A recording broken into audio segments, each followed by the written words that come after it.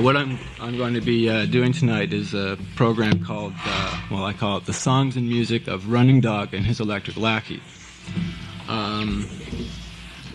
Before I proceed with the performance, federal law requires that I read the following.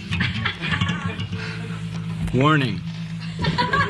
Portions of this program contain frequent and explicit references to sex, violence, drug-taking, profanity, blasphemy, bestiality, necrophilia, self-pollution, self-destruction, and other forms of moral turpitude. This show is totally lacking in redeeming social merit.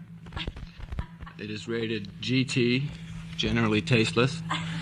Parental guidance recommended.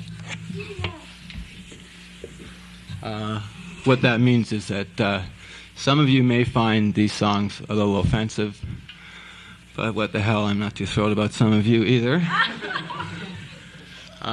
If any of you feel that you'd be a little uncomfortable listening to this material, feel free to leave now and come back when the entertainment begins later.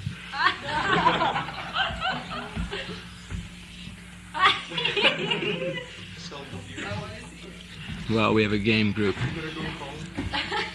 And now, the music and songs of Running Dog and His Electric Lackey. The first question you're all asking yourselves is, who the hell is Running Dog and His Electric Lackey? Well, I'll tell you. In 1970, in Kitchener-Waterloo, Ontario, I met a man named Nick Sullivan. Nick at the time was a poor but poverty-stricken 19-year-old drug-crazed, unemployed hippie. I, on the other hand, was 23.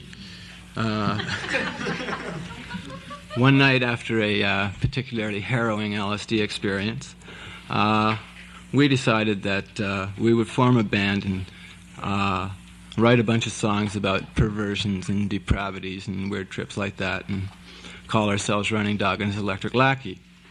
We wanted this to be sort of social commentary that we were doing, but as we might have expected, our grasp sort of exceeded our reach, and what we ended up with was smut.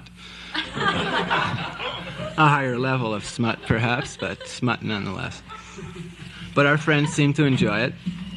And so, in spite of a noticeable and oft-times embarrassing lack of talent, we persevered in our dubious mission, and soon we had acquired, somewhat the status of a cult, with a vast following numbering well over 8. Membership in the cult is still open. If any of you are interested, if you join, what you get is a gilt-edged membership card, an autographed photo of Running Dog and His Electric Lackey, and a glass of Kool-Aid. During the time that Nick and I wrote and played with each other, approximately 1970 to 1975, we went to such well-known cultural capitals as Naramata, British Columbia, Ithaca, New York, and of course Kitchener, Ontario, which is a famous cultural capital. You have to realize, I think, that there really isn't a big market for songs about screwing corpses and things. At least there wasn't then. So we never made a killing off of our music. In fact, Running Dog and His Electric Lackey were never paid for performing. Sad state of affairs, but you'll probably understand why in a few minutes. Tonight, unfortunately, is no exception. I'll get right into this here now.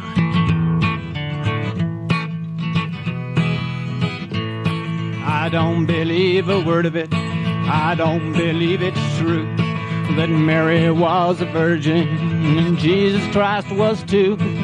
So now I'm gonna shout it for all the world to hear. If Mary was a virgin, then Jesus wasn't queer. Yes, Jesus was a virgin. That's what the Bible said. You never find a woman sleeping in his bed. Now I'm gonna shout it all across the land. If he didn't have a woman, then he must have had a man. Now I've heard all the stories about Jesus and his kin, how they was pure and saintly and never known to sin. But listen to me, people, listen everyone.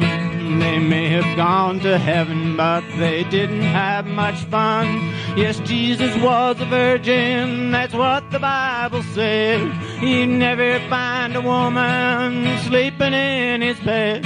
Now I'm gonna shout it all across the land. If he didn't have a woman, then he must have had a man.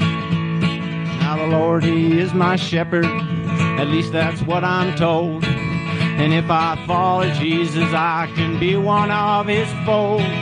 So each night I pray to him before I go to sleep. If I can't have a woman, Lord, then what about them sheep? Yes, Jesus was a virgin, that's what the Bible said. You never find a woman sleeping in his bed. Now I'm gonna shout it all across the land. If he didn't have a woman, then he must have had a man.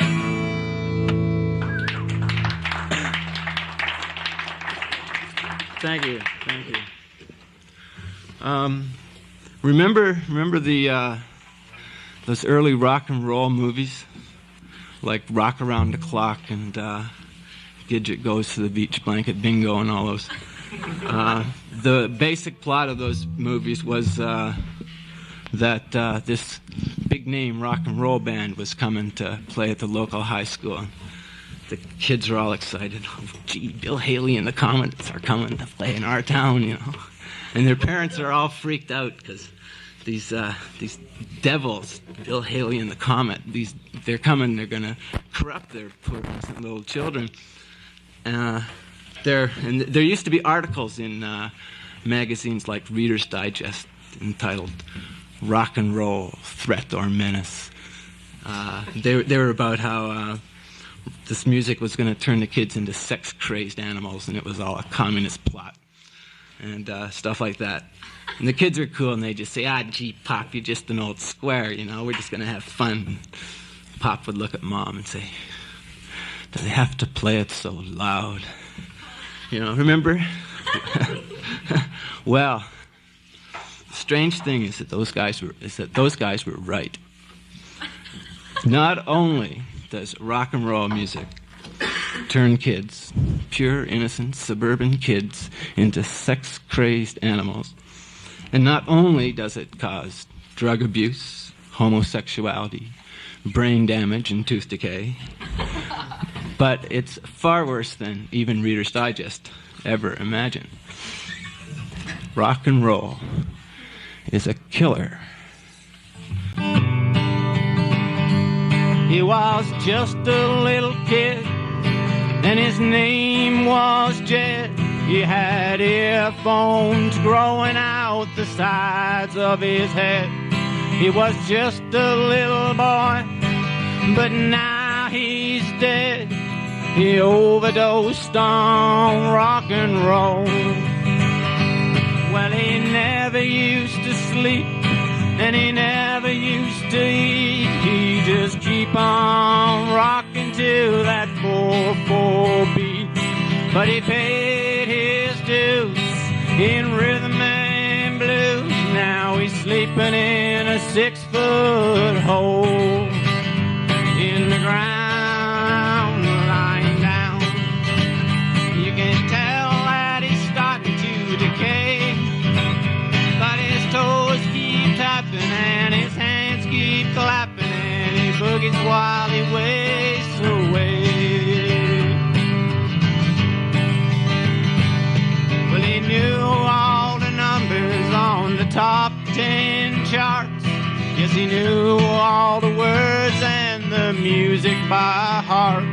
But he got addicted and he fell apart. Now he's sleeping in a 6-foot hole. You see, and it made him proud. But his earphones was dirty and the music too loud. Now they covered up his body in a day-glow shroud, and they've laid him in a 6-foot hole in the ground, lying down. You can tell that he's starting to decay, but his toes keep tapping and his hands keep clapping, and he boogies while he wastes away.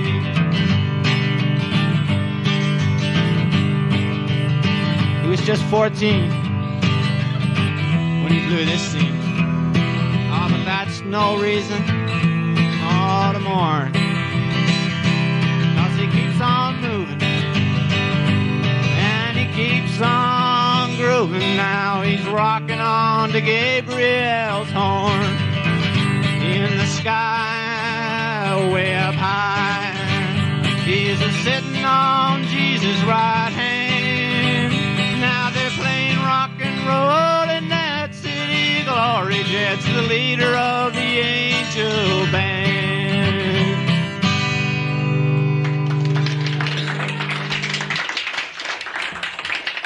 Thank you. You've all heard the expression, boy, that guy's got a lot of balls. Some of you may be thinking that right now. But actually, there's a very rare disease whose victims, and it strikes men only, suffer from a surfeit of genitalia.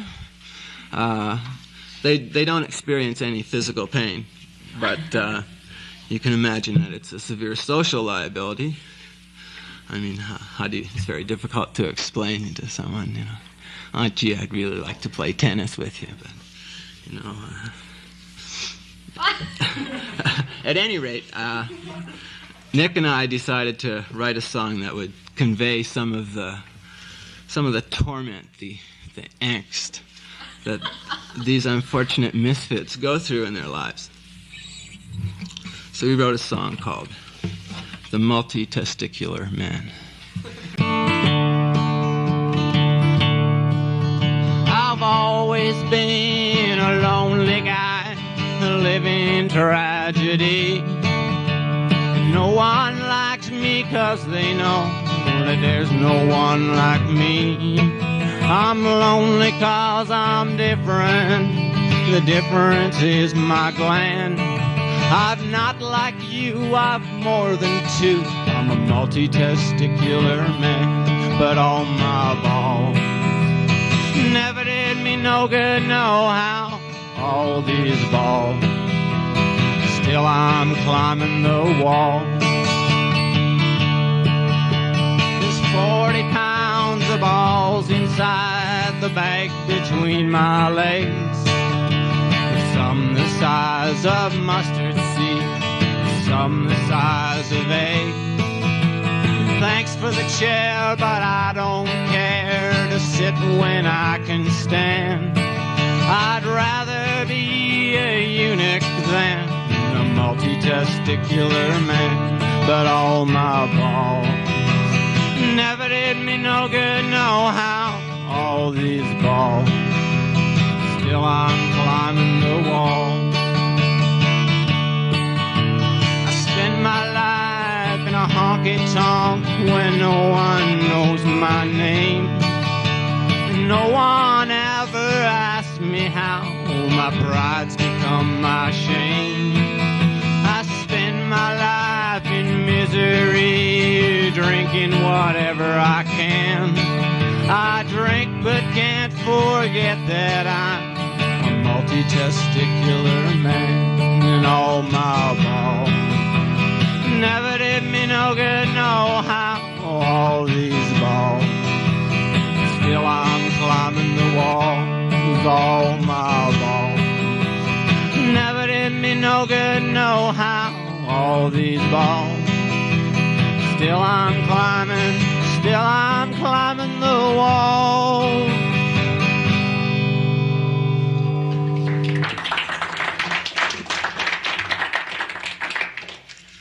I want to explain about this next song because we didn't exactly write it ourselves. Really, we found it. What happened was we were visiting a friend of ours in New York named A.J. Weberman, and A.J. he's a pretty weird guy. One of the weird things he'd do is every week he'd go out and he'd check out this other guy's garbage. This is true. AJ said that this guy's garbage contained a lot of clues to the meaning of the poetry that this fellow wrote. He's actually a fairly well-known person. Many of you would recognize his name. Anyway, he asked us if we would go along with him, or wanted to go along with him.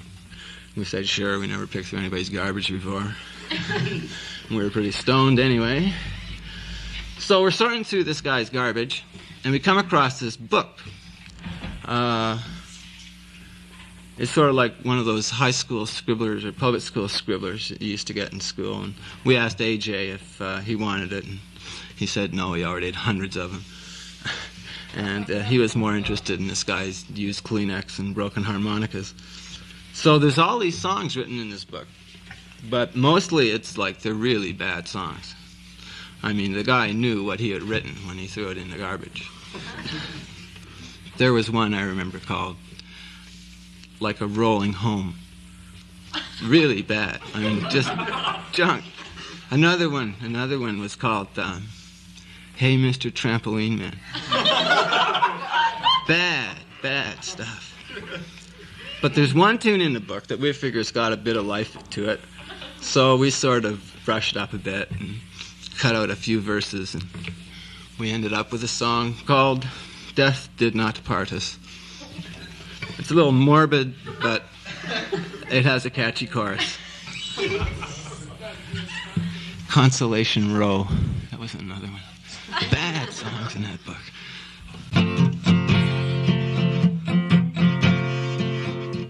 They came and stole my baby doll. They took her from my bed. They said I couldn't keep her with me now that she was dead. They told me it was wicked. They said I couldn't have her. They told me it was sinful to have sex with a cadaver. They said she's rigor mortis. They told me she was rigid. But just because she's passed away, that doesn't make her frigid. And so each night I creep outside, silent as a spider. I push away that cold tombstone and jump right in beside her.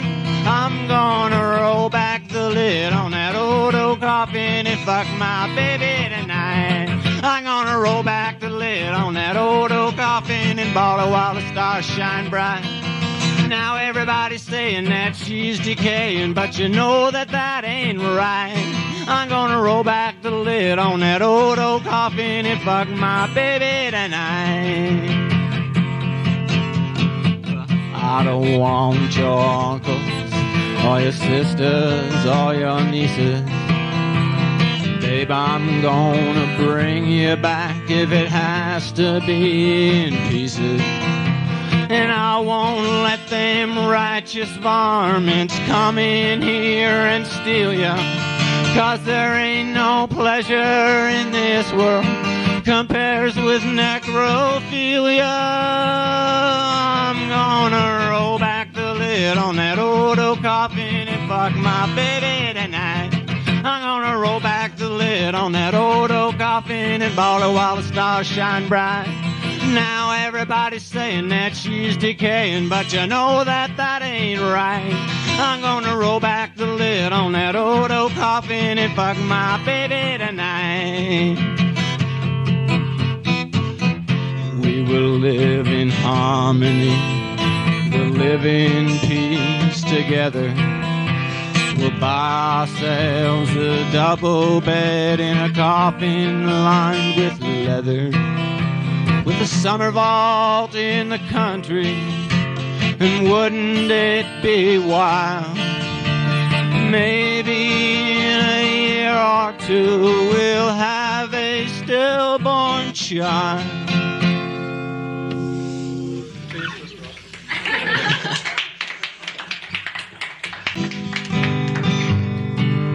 It's an old favorite. Some folks think fat people are a drag to have around. They tell me that obesity can really bring you down. But I think they're mistaken, yes, I certainly think they're wrong. 'Cause fat people can turn you on. Let's hear it for the fat ones, they're not as bad as all that. Remember, there's a human heart in back of all that fat. Don't let all that fatty tissue cloud the real human issue. Fat people can turn you on. Now eating's an addiction, but so is drinking tea. If fat folks have a problem, you know it must be you and me. So don't look down on someone 'cause he weighs about a half a ton. 'Cause fat people can turn you on. Let's hear it for the fat ones, they're not as bad as all that. Remember, there's a human heart in back of all that fat. Don't let all that fatty tissue cloud the real human issue. Fat people can turn you on. Opiate patrons, we all know someone who's fat. Yes, we all have our fat friends. But you know it really is cruel, the way we're always putting them down. You seem to forget that they're people too. Now, I had a friend, she was so bummed out from people making fun of her, calling her names behind her back and ridiculing her all the time. Why, the only thing standing between her and that bottle of sleeping pills was a Laura Secord French mint chocolate.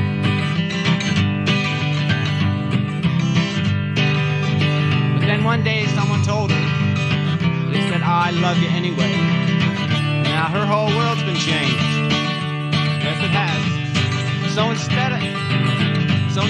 instead of putting fat people down, let's show them a little love and understanding, and maybe our world too will be a better place in which to live. Now everybody, let's hear it for the fat ones, they're not as bad as all that.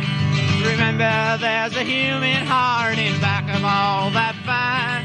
Don't let all that fatty tissue crowd the real human issue. Fat people can turn you on.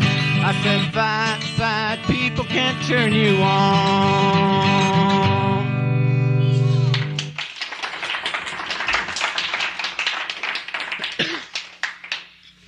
Now this next song is perhaps Running Dog and His Electric Lackey's greatest and only hit, or bullet as it's known in the trade. Some critics have suggested that the band really deserved a couple more bullets. Fortunately, we found out about it in time. I've been asked quite frequently about why do I think this song is generally people's favorite tune in Running Dog and His Electric Lackey's repertoire. And I don't know why. I mean, it's somebody else's favorite tune. It's not necessarily mine. But people ask me this. They've asked numerous times. So I've decided to open a Why I Like the Strung Out on Smack Song Best contest. In 25 words or less, I want you to write down why you like the Strung Out on Smack song the best, and send it to me, care of the Guild. The winner is, I'll judge them myself, I suppose. The best one. The winner will get a free membership in the cult.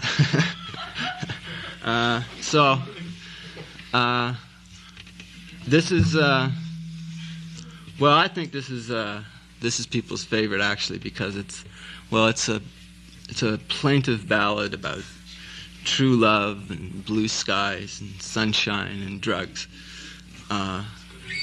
It goes like this, strung out on smack.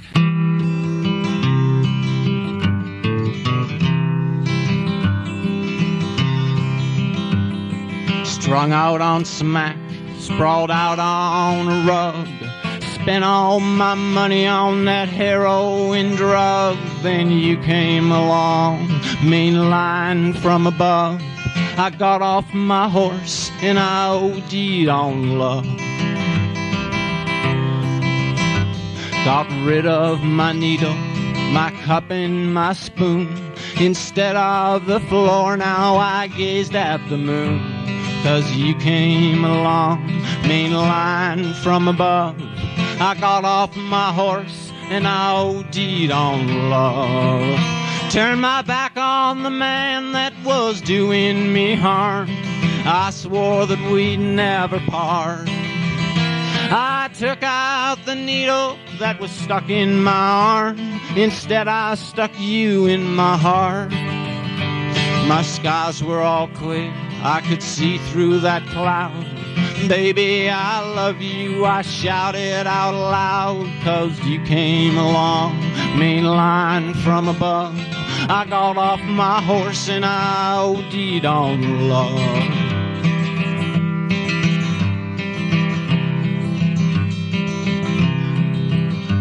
Then you went away and I did not know why.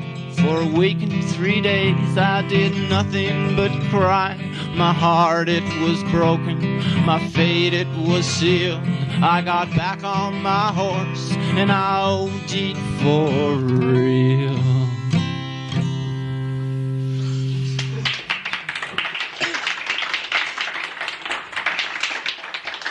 Thank you. Before I sing my last song, I'd like to tell you a little more about my old partner in crime. I said before his name was Nick Sullivan when I met him. But he changed it to Savage in 1971 when he discovered that he was, in fact, the long-lost son and heir of the legendary crime fighter Doc Savage. He went out to the country and he got into these books and deduced very cleverly that he was of the lineage of Doc Savage, and so he's been called Savage ever since. Savage used to play the piano with the band, but he's since given it up in favor of the violin. He says that the violin has 1/22 the number of strings as a piano and is therefore that much easier to play. He may be right. He's also abandoned songwriting as a medium of artistic expression, and he now writes children's stories. I think I better wrap this up. This last song was actually written right here in Regina. One day in January of, I think it was 1971. In the basement of 2259 Cameron Street. Anybody remember that house? Den of Iniquity. Now this song is noted for its tastelessness. Its tastelessness perhaps is matched only by the level of immaturity to which it attains. But it's a kind of a rousing song, so I thought, it'd be a good song to end up on. It's called Don't Do That. It Isn't Normal.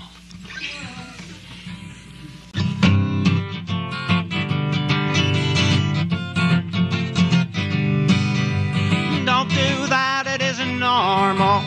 Watch what you do and toe the line. Folks are gonna think that you're a pervert if you do them funny things all the time. Turn off the lights when you're undressing. Don't let people see you when you're nude.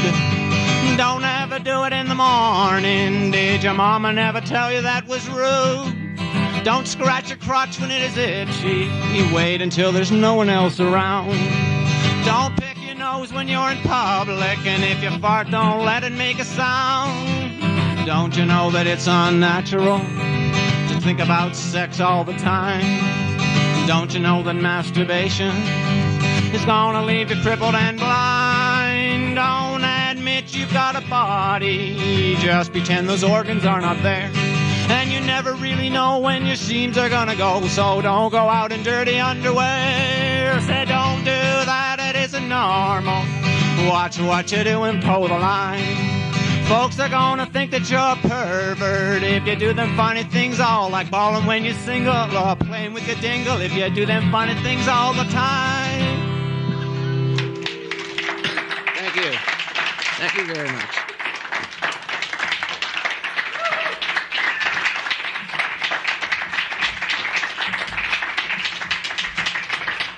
We have limited facilities here, so anybody who wants to join the Running Dog and Electric Lackey Club will have to just wait. Come one at a time. Okay, we're going.